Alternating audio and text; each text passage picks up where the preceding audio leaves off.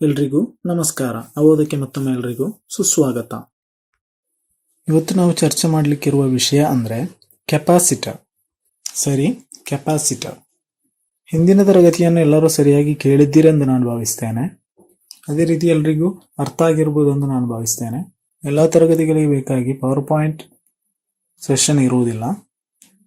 ಅದು ಕೆಲವು ನಿಶ್ಚಿತವಾದಂತಹ ತರಗತಿಗಳಿಗೆ ಮಾತ್ರ ಇರ್ತದೆ. ನಾನು ಈ ಮೊದಲೇ ಹೇಳಿದ ಹಾಗೆ ನಾವು ಈಗ ಪ್ರೆಸೆಂಟೇಷನ್ ಸೆಷನ್ನಲ್ಲಿದ್ದೇವೆ. ಆದ್ದರಿಂದ ಕೆಲವು ಮಿತಿಗಳಿವೆ. ಆದ್ದರಿಂದಾಗಿದೆ ಈ ಪ್ರೆಸೆಂಟೇಷನ್ ಸೆಷನನ್ನು ಮೊದಲು ನಡೆಸುವಂಥದ್ದು. ಸರಿ, ಹೆಚ್ಚಿನ ಪ್ರಾಯೋಗಿಕ ತರಗತಿಗಳು ನಿಮಗೆ ಲೈವ್ ಕ್ಲಾಸ್ ಆಗಿರ್ತದೆ. ಸರಿ, ಇವತ್ತು ನಾವು ನೋಡ್ಲಿಕ್ಕಿರೋದು ಕೆಪಾಸಿಟರ್ಸ್. ಕೆಪಾಸಿಟರ್ ಒಂದು ಸಣ್ಣ ಸಾಧನವಾಗಿದೆ. ಈ ಚಿತ್ರದಲ್ಲಿ ನಿಮಗೆ ನೋಡಿದರೆ ಅರ್ಥ ಆಗ್ಬೋದು. ಇದು ಹಲವು ವಿಧದ ಗಾತ್ರಗಳಿವೆ ಇದರಲ್ಲಿ. ಆದರೂ ಕೂಡ ಇದು ಒಂದು ಸಣ್ಣ ಸಾಧನವಾಗಿದೆ. ಈ ಸಾಧನದ ಉಪಯೋಗ ಏನು? ಇದು ಶಕ್ತಿಯನ್ನು ಸಂಗ್ರಹಿಸಿಡ್ತದೆ. ವಿದ್ಯುತ್ ಕ್ಷೇತ್ರದಲ್ಲಿನ ವಿದ್ಯುತ್ ಶಕ್ತಿಯನ್ನು ಇದು ಸಂಗ್ರಹಿಸಿಡ್ತದೆ. ಸರಿ, ಕೆಪಾಸಿಟರ್ ಒಂದು ಸಣ್ಣ ಸಾಧನವಾಗಿದೆ. ಅದು ವಿದ್ಯುತ್ ಶಕ್ತಿಯನ್ನು ಸಂಗ್ರಹಿಸಿಡ್ತದೆ. ಇದಾಗಿದೆ ಇದರ ಮುಖ್ಯ ಕೆಲಸ.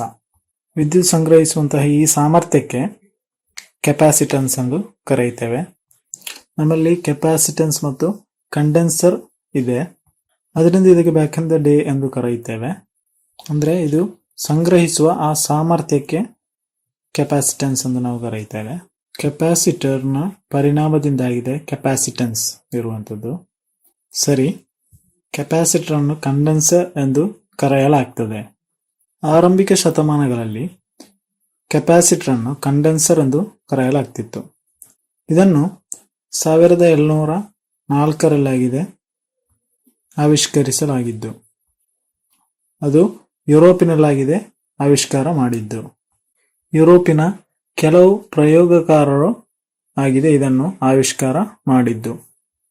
ಹೇಗೆ ಆಗಿದೆ ಇದನ್ನು ಅವರು ಆವಿಷ್ಕಾರ ಮಾಡಿದ್ದು? ವಿದ್ಯುತ್ ಕ್ಷೇತ್ರದಲ್ಲಿನ ವಿದ್ಯುತ್ ಶಕ್ತಿಯನ್ನು ಸಂಗ್ರಹಿಸಬಹುದು ಎಂದು ಅವರು ಅರ್ಥ ಮಾಡಿಕೊಂಡ್ರು. ಯುರೋಪಿನ ಪ್ರಯೋಗಕಾರರು ವಿದ್ಯುತ್ ಶಕ್ತಿಯನ್ನು ನೀರು ತುಂಬಿದ ಗಾಜಿನ ಜಾಡಿಗಳಲ್ಲಿ ಸಂಗ್ರಹಿಸಬಹುದು ಎಂದು ಕಂಡುಹಿಡಿದರು. ಈ ನೀರು ತುಂಬಿದ ಗಾಜಿನ ಜಾಡಿಗಳು ನಂತರ ಕೆಪಾಸಿಟರ್ ಆಗಿ ಪರಿವರ್ತಿಸಲು ಅವರಿಗೆ ಐಡಿಯಾ ಸಿಕ್ಕಿತು. ವಿದ್ಯುತ್ ಕ್ಷೇತ್ರದಲ್ಲಿನ ವಿದ್ಯುತ್ ಶಕ್ತಿಯನ್ನು ಸಂಗ್ರಹಿಸಬಹುದೆಂದು ಅವರು ಕಂಡುಹಿಡಿದರು. Avodha promises you a bright future. Learn now, pay after you learn the job. Register now.